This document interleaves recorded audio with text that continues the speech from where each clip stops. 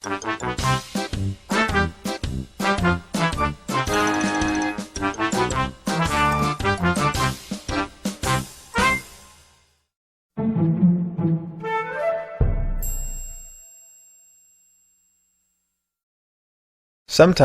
you're only supposed to change one life. Grumpy old man, meh. Grumpy kid, grumpy dog. Grumpy old man again, meh. The town was full of grumpy people. Most towns are. Diana, of course, was just the opposite. She was happy every day for the blessings that God had given her, and she wanted to share that happiness with others. Good morning, she would say, meh. Good morning, she would say, meh. Good morning, she would say. So sometimes, at the end of the day, Diana would feel pretty discouraged. She tried to share God's love with people, but never really felt like it was doing much good. Well, one morning, she said a simple prayer. She prayed that God would help her to make a difference in the life of just one person. And about that time, she had a wonderful idea for a project.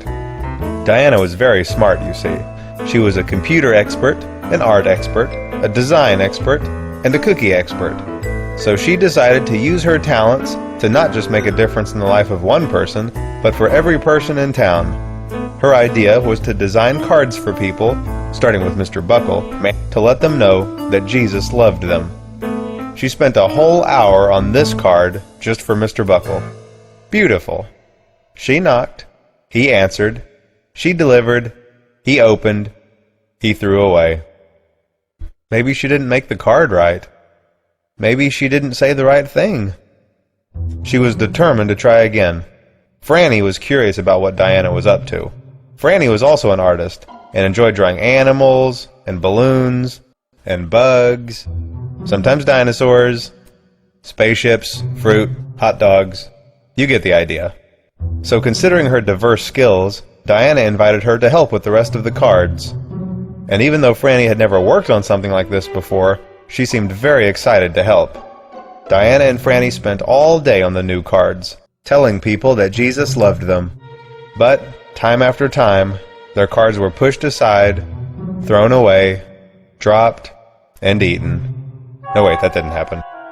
So Diana and Franny tried even harder, even making a card for Gum, the neighborhood bully. God wants you to be nice, it said. That was Franny's idea. Gum liked it. No wait, he hated it. It seemed like no one wanted the cards they were making, but Diana kept doing the work that she thought God wanted her to do. She finally fell asleep at the table, feeling like she didn't make a difference for everyone like she'd hoped. And she was right, she didn't make a difference for everyone, but she did make a difference in the life of just one person, because sometimes you're only supposed to change one life.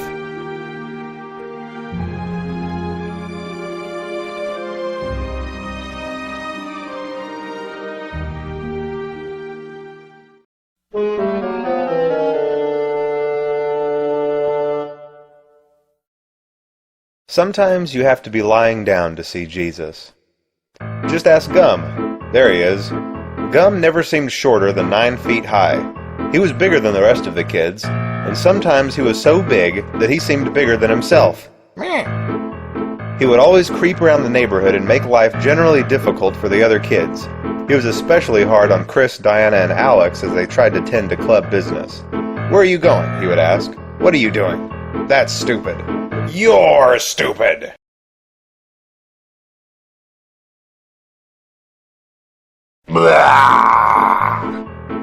If Diana was delivering a card, Gum would deliver a surprise. If Alex was being sneaky, Gum would be sneakier. If Chris was visiting his granddad, Gum's foot would visit Chris. You get the idea. Gum wasn't a bad person, but the other kids had been mean to him when he was little, and all of that soaked into him over the years and turned him into, well, Gum. Chris, Diana, and Alex tried to be nice to him. They even tried inviting him to a club meeting. But they never could seem to get through to him. He was like a brick wall, rock solid, 15 feet high. Nothing could break through his barrier of infinite meanness. But they didn't give up on him. Part of being a Christian is being nice to those who are mean to you, and loving those who hate you. Chris had to remind the others that they needed to love Gum even when he didn't deserve it, because Jesus loved them even when they didn't deserve it.